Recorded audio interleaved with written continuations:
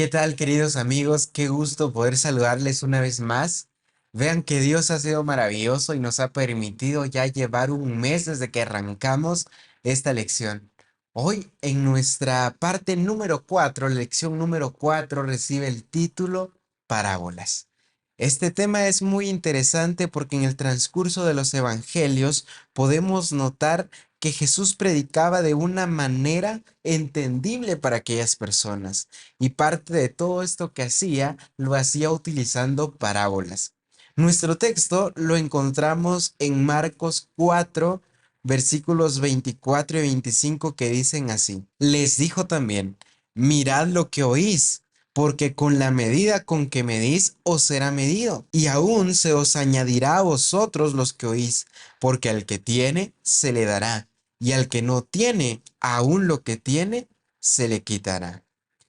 Sin duda alguna, como les comentaba, las parábolas han servido para dar referencia a temas importantes. Muchos quieren llegar rápidamente a la interpretación de la parábola que da Jesús e intentan ignorar cada uno de los detalles. Pero hoy vamos a aprender que las parábolas debemos estudiarlas detenidamente, porque en cada una de sus características podemos notar algo muy importante. Y sin duda alguna, podemos ver que Marcos 4 contiene 5 parábolas. Estas son el sembrador, la lámpara, la medida, el desarrollo de la semilla y la semilla de mostaza. Todas estas conectan de una manera muy interesante. Y es que Jesús utiliza estas parábolas y muchas veces hizo referencia a la agricultura, porque era una comunidad agraria el pueblo o los pueblos a los que Jesús les predicaba. Esta era la actividad económica principal de las personas. Y esto solo muestra que Jesús siempre se interesó porque el mensaje llegara. Y justamente estas parábolas conectan todo eso. Vamos a arrancar, pero quisiera que me acompañaran a orar antes de continuar. Querido Dios, gracias te damos, Señor, por todas tus maravillas, porque tú eres grande, Señor, hasta los cielos.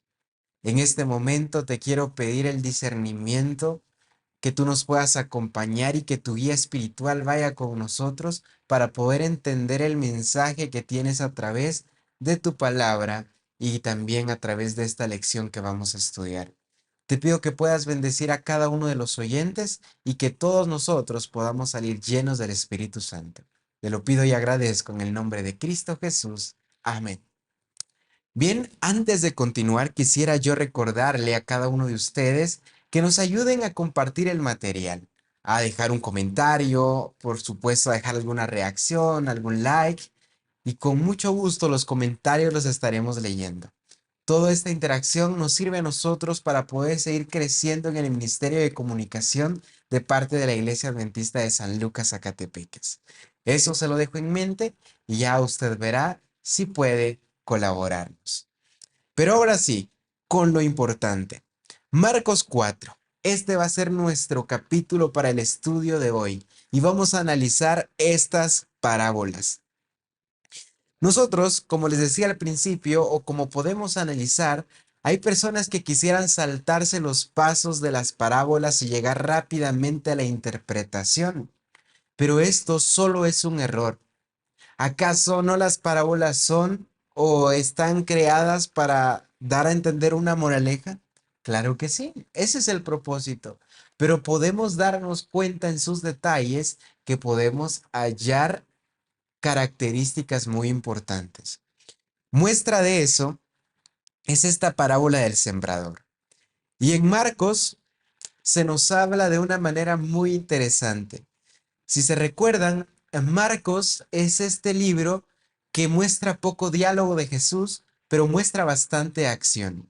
Entonces, probablemente estas parábolas, estas enseñanzas que podamos ver el día de hoy, se van a quedar un poco cortas a comparación de otros evangelios, como lo es Mateo, como lo es Lucas, como lo es Juan, pero enfoquémonos en Marcos, porque sin duda alguna podemos resaltar detalles muy importantes. Empieza diciendo Marcos capítulo 4, versículo 1. Otra vez comenzó Jesús a enseñar junto al mar y se reunió alrededor de él mucha gente, tanto que entrando en una barca se sentó en ella en el mar y toda la gente estaba en tierra junto al mar. Y les enseñaba por parábolas muchas cosas y les decía en su doctrina: Oíd, he aquí el sembrador salió a sembrar. Y al sembrar aconteció que una parte cayó junto al camino, y vinieron las aves del cielo y la comieron.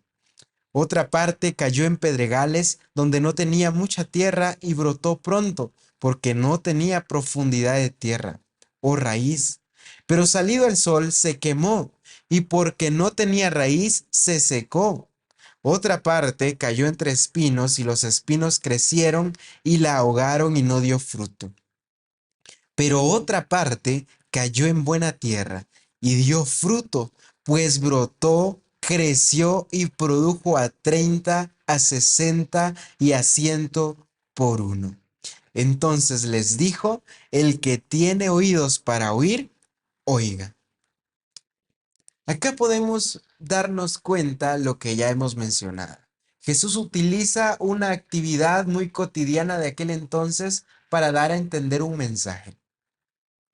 Y esta parábola del sembrador solo nos puede hacer la invitación a algo: a reflexionar acerca del punto en el que estamos. ¿Acaso nosotros estamos recibiendo de buena manera el mensaje?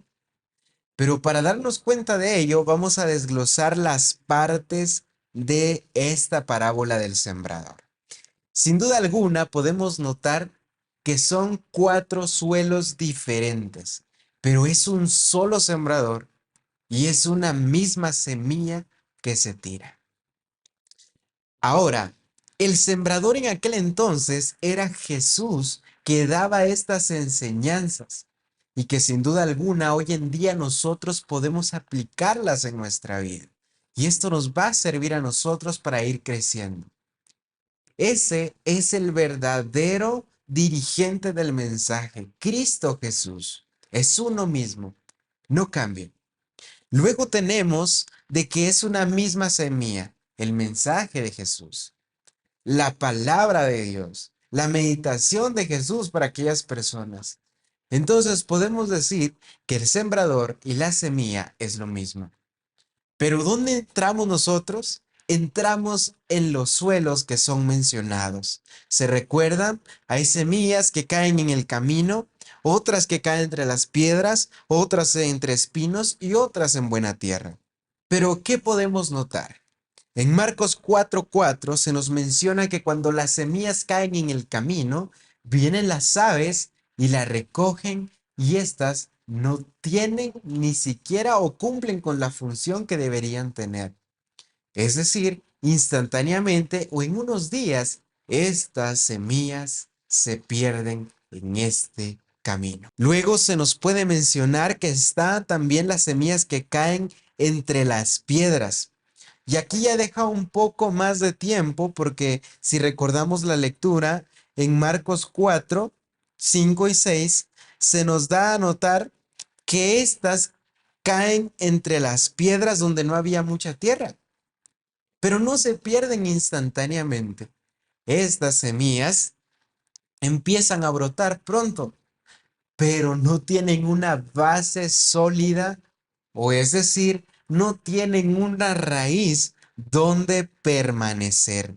¿Y cuál es el problema de esto? Sin una raíz, por el sol se quema y muere esta semilla. Otro terreno difícil para crecer. Luego podemos notar que también caen unas entre los espinos. Marcos 4:7 nos da a notar que esta semilla sí dura un poco más, pero cae en un lugar malo para ella, porque brota y empieza a crecer, pero en el transcurso del tiempo vemos que esta semilla es ahogada por la maleza o por las espinas de aquel entonces. Entonces podemos notar nosotros que hay semillas, o bueno, podemos decir, hay terrenos en donde las semillas ni siquiera pueden brotar algo, es decir, instantáneamente se pierde el mensaje. Hay semillas en donde entre las piedras, es decir, que duran y aparentemente empiezan a brotar, pero no tienen una base sólida donde crecer, donde seguir creciendo. Y como no tienen una raíz de donde estar sujetas, entonces también mueren. Luego podemos analizar que las semillas en los espinos sí duran más, pero luchan probablemente por tratar de brotar, pero llega el momento en el que la maleza, la espina y todo esto que puede surgir alrededor terminan por ahogar el crecimiento. ¿Ok? Pero ahora vemos en Marcos 4:8 que las semillas que caen en la buena tierra sí cumplen con su proceso. Tienen una base sólida, brotan de una buena tierra y vienen y crecen. Entonces podemos notar que todo va a depender de la forma en la que la semilla sea recibida. Con esto Jesús daba este mensaje aparentemente superficialmente, pero más adelante, ya hay en Marcos 4, 14, podemos notar que él empieza a explicar cómo funciona esta parábola. Podemos notar que dice Marcos 4:13 y les dijo, ¿no sabéis esta parábola? ¿Cómo pues entenderéis todas las parábolas? Jesús hace una pregunta reflexiva. El sembrador es el que siembra la palabra, y estos son los que junto al camino, en quienes se siembra la palabra. Pero después que la oyen enseguida, viene Satanás y quita la palabra que se sembró en sus corazones. Estos son asimismo los que fueron sembrados en pedregales, los que cuando han oído la palabra, al momento la reciben con gozo, pero no tienen raíz en sí, sino que son de corta duración, porque cuando viene la tribulación o la persecución por causa de la palabra, luego tropiezan. Luego dice, estos son los que fueron sembrados entre espinos, los que oyen la palabra, pero los afanes de este siglo y el engaño de las riquezas y las codicias de otras cosas entran y ahogan la palabra y hacen infructuosa. Y estos son los que fueron sembrados en buena tierra, los que oyen la palabra y la reciben y dan fruto a 30, a 60 y a 100 por uno. Aquí nosotros podemos notar que Jesús se preocupa por dar una explicación y por afirmar y por hacer esta pregunta reflexiva. Es decir, dice, bueno, pongan atención. ¿Cómo es que no entendieron esto y quieren entender lo demás? Entonces, pongan atención que yo les voy a explicar a qué se refiere esta palabra. Jesús interpreta esta parábola identificando los elementos externos a la historia, es decir, los detalles que representan varias partes del relato. Y justamente lo que decíamos, no podemos llegar rápido a la conclusión sin dar o pausar en estos detalles para analizar realmente qué es lo que se quiere decir. En palabras sencillas, podemos decir que aquellas semillas que caen en el terreno, pero ahora le vamos a cambiar las palabras. La semilla es la palabra de Dios, el mensaje de Jesús. El sembrador es Jesús, ese que es el dueño del mensaje. Entonces, la semilla o la palabra de Dios es botada o es enviada en el camino, como esas semillas en el camino. Estas personas, lamentablemente a base de las circunstancias sociales, a base de la creencia en Dios, a base de la falta de conocer verdaderamente a Dios, no se interesan por esta palabra, la desvían y la rechazan. Instantáneamente no hay opción o estas personas no permiten en ese momento la opción de que la palabra de Dios entre en su vida. Podrán poner tantas excusas, pero están rechazando el mensaje. Luego el mensaje también puede ser enviado entre piedras. Y se recuerda que entre piedras las semillas empezaban a brotar, pero no duraban mucho. Podemos definir que son aquellas personas emocionales, que sus decisiones se basan a base de sus emociones.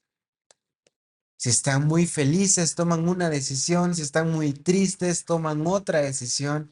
Si están muy enojados, arrebatadamente, toman otra decisión. Es una actitud cambiante y que sus decisiones dependen de cómo se encuentren en ese momento emocionalmente.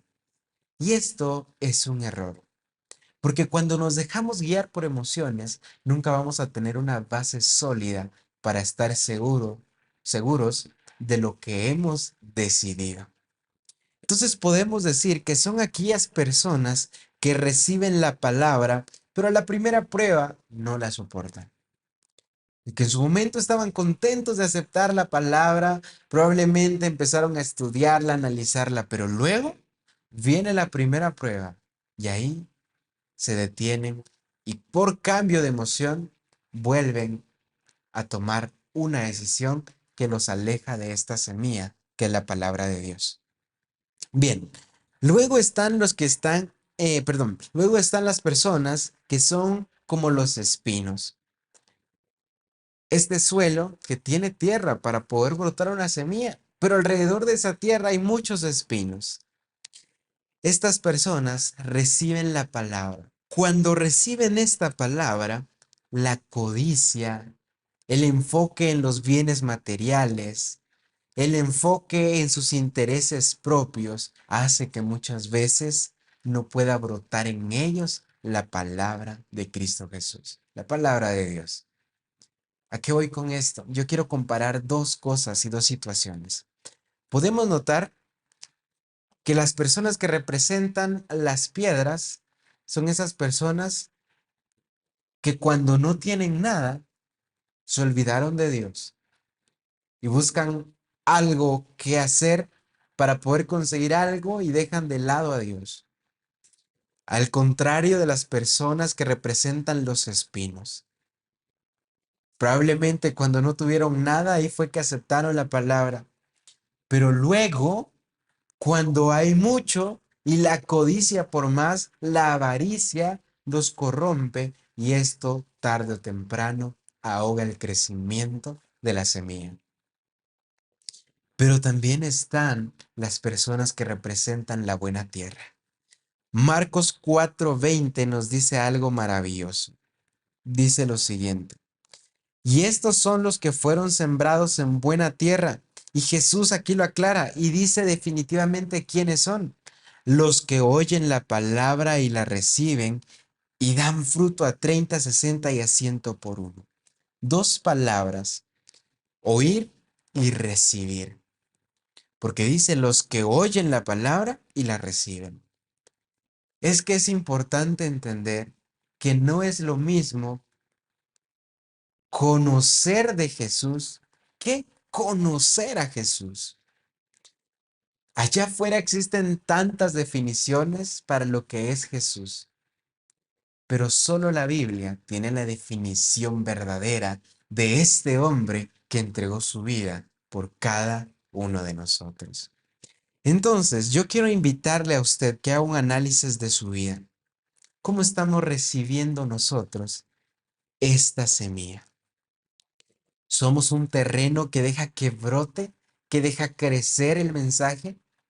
Y por supuesto, nosotros también podemos ser los sembradores que pueden llevar esta semilla. Recordemos que el dueño del mensaje es Jesús, pero también podemos ser sembradores al momento de compartir el mensaje. Y justamente Jesús hace esta invitación. Jesús hace y da a conocer del por qué da esta parábola.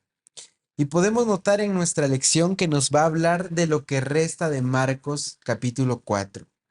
Y la primera parábola que podemos leer ahí en el versículo 21 de Marcos es la parábola de la medida, de la lámpara y la medida. Podemos notar ahí que dice el versículo 21. También les dijo, ¿acaso se trae luz para ponerla debajo del almud o debajo de la cama? ¿No es para ponerla en el candelero? Para los que no saben qué es un almud, pues un almud era un recipiente que servía para tomar las medidas de los cereales, de los granos, ¿ok? Esto era para poder medir cuánto se iba a entregar en una venta. Muy bien. Con ese contexto, también yo quiero tomar un punto muy importante. Y es que Jesús aquí toma en cuenta a la actividad comercial de ese entonces. Se recuerdan la agricultura, pero también la venta en los mercados. Para quienes no saben, existió un tiempo en el que el comercio era muy grande y podemos compararlo a los mercados que tenemos en diferentes puntos de Guatemala. Obviamente, en temas más pequeños los tenemos actualmente, pero podemos imaginarnos estos mercados de actividades comerciales extensos. Muy bien. Los vendedores, todos en los mercados, tienen una pesa para darle lo que usted está pidiendo y para poder llevar un control de lo que venden.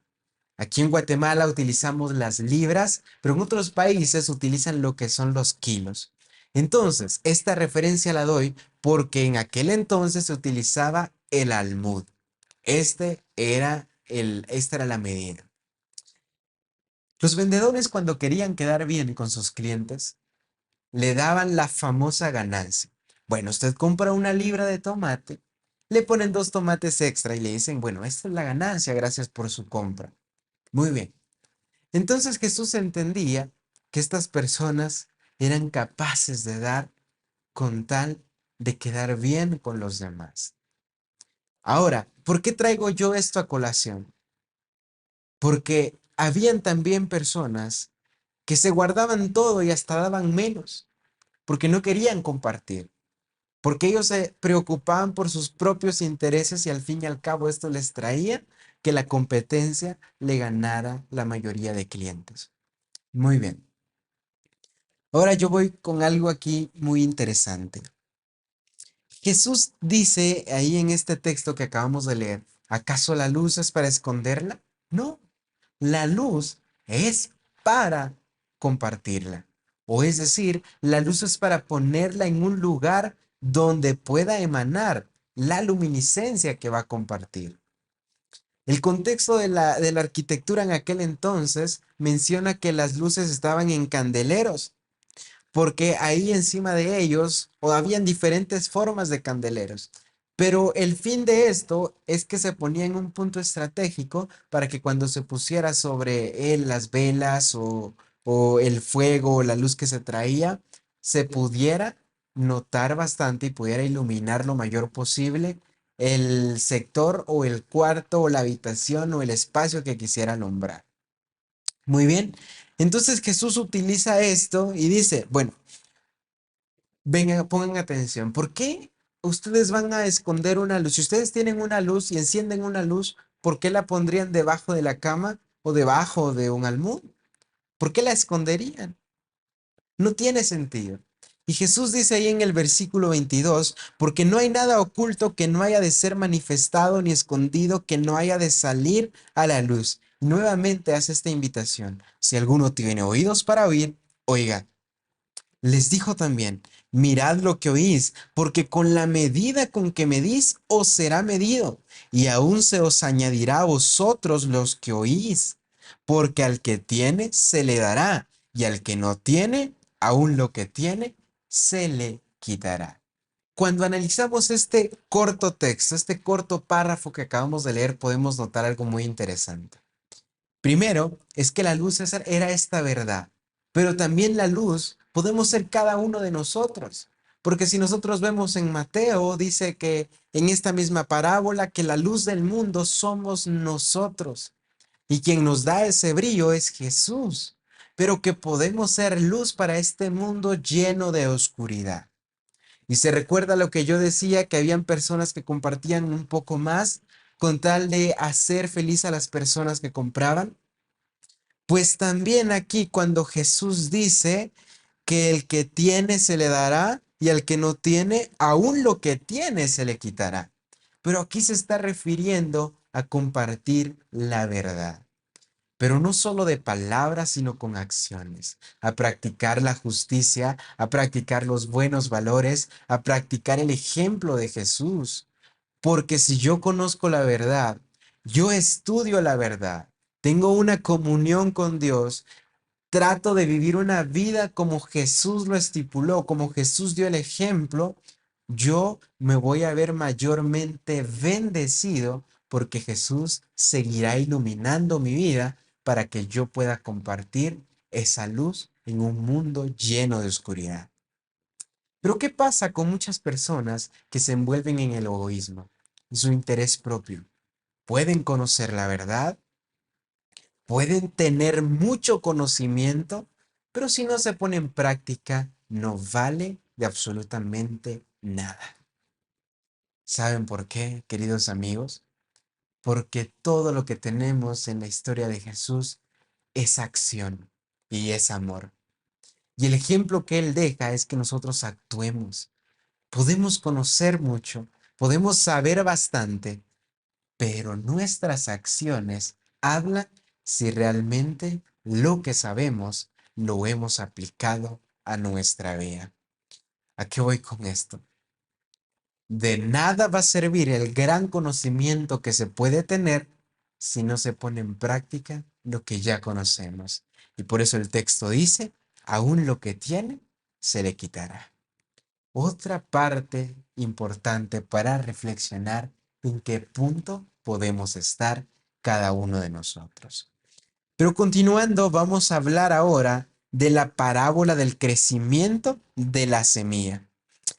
Dice el versículo 26, decía además, así es el reino de Dios, como cuando un hombre echa semilla en la tierra, duerme, se levanta de noche y de día, y la semilla brota y crece sin que él sepa cómo, porque de suyo lleva fruto la tierra, primero hierba, luego espiga, después grano lleno de espiga, y cuando el fruto está maduro, enseguida se mete la hoz, porque la siega ha llegado. Si nosotros nos ponemos a analizar que aquí Jesús compara el reino de Dios con como cuando un hombre echa la semilla. Un hombre que se prepara para sembrar, pone la semilla, sabe la adecuación de la tierra, pero aún cuando él duerme y cuando se levanta el proceso biológico que por bendición de Dios tenemos, hace que esta semilla crezca y brote. El hombre ahí no está haciendo nada.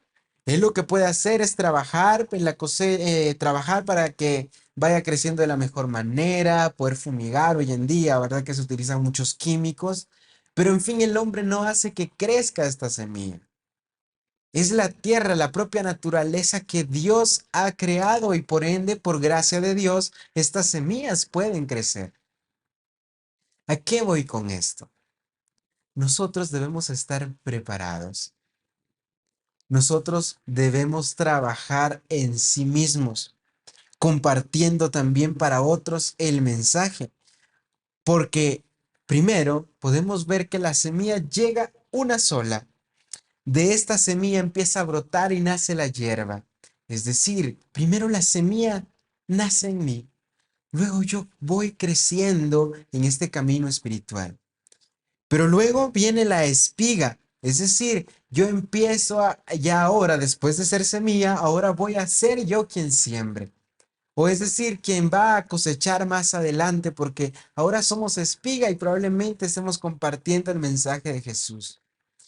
Pero luego, por gracia y misericordia de Dios, esa espiga se llena de granos, es decir, ahí viene la cosecha. Y luego viene la siega porque se mete la hoz y se cosecha. ¿Y a qué le recuerda esto?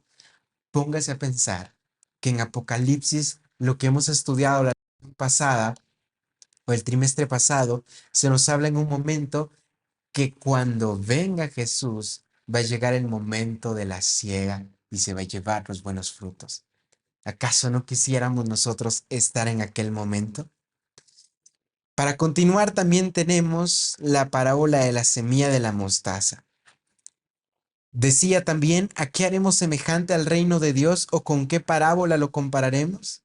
Es como el grano de mostaza, que cuando se siembra en la tierra es la más pequeña de todas las semillas que hay en la tierra, pero después de sembrado crece y se hace mayor de todas las hortalizas y echa grandes ramas de tal manera que las aves del cielo pueden morar bajo su sombra.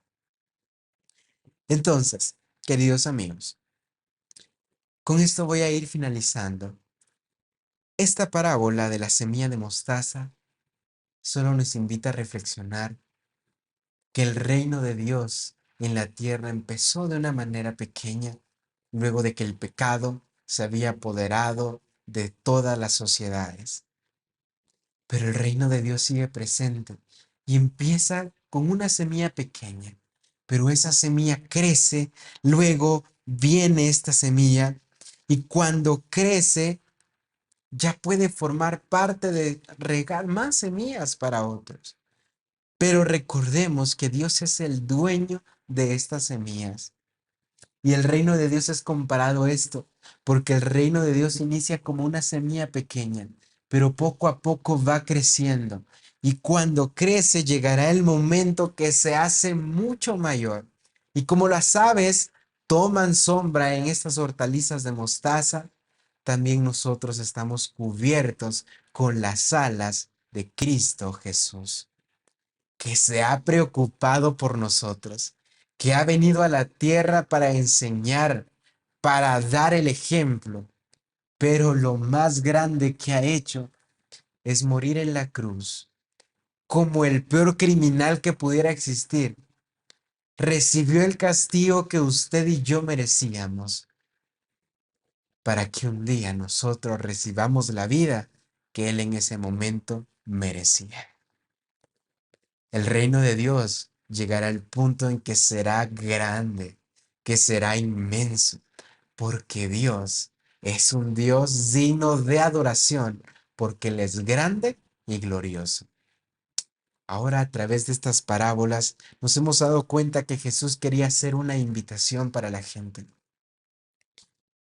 Probablemente muchos podrían acusar a Jesús de que él no quería ser claro con lo que quería decir y utilizan lo que dice ahí Marcos 4, versículo 11, y les dijo, a vosotros os es dado saber el misterio del reino de Dios, mas a los que están fuera por parábolas todas las cosas, para que viendo vean y no perciban, y oyendo oigan y no entiendan, para que no se conviertan y les sean perdonados los pecados. Aparentemente, Jesús quería confundir a las personas, pero tengamos cuidado con lo que analizamos, porque esto está ya en Isaías. Cuando Isaías llega en una de las visiones que tiene, ve a Jehová, él reconoce que pertenecía a un pueblo inmundo, reconoce que sus labios eran inmundos y todo lo que él era inmundo. Pero luego viene un ángel y con un carbón encendido lo purifica. Jesús estaba haciendo alusión de esto, sabiendo que era un pueblo inmundo, pero que ahora tenían esperanza de salvación. Y Jesús quería predicar este mensaje con sus métodos y con los métodos más oportunos para dar a entender esto tan importante que hasta el día de hoy nosotros lo podemos tener. Y por eso Jesús utilizaba las parábolas, para poder dar a entender mensajes que para muchos podrían complicarse, pero él quería dejar claro que la salvación es para todo aquel que la quiere recibir. Con estas bellas palabras que hemos analizado, quisiera despedirme con una oración. Le invito a que pueda acompañarme. Querido Dios, gracias te damos, Señor, porque nuevamente nos demuestras cuán grande es tu amor. A través de las parábolas quisiste enseñar el propósito de tu llegada, el propósito de la salvación y cómo nosotros podríamos alcanzarla a través de nuestras acciones, pero por supuesto a través de tu gracia que nos ofrece la salvación. Gracias, Padre, por ello. Te pido que podamos continuar esta vida de estudio en el que podamos aferrarnos a tu palabra y podamos confiar en que tus promesas y todo lo que tú nos has dicho en tu palabra llegará el tiempo en el que serán cumplidas. Te pido, Padre, que nos ayudes en este diario caminar y que podamos encontrarnos contigo cada día. Te pido y agradezco en el nombre de Cristo Jesús. Amén y amén. Que Dios los bendiga y nos vemos acá la próxima semana para estudiar otra lección.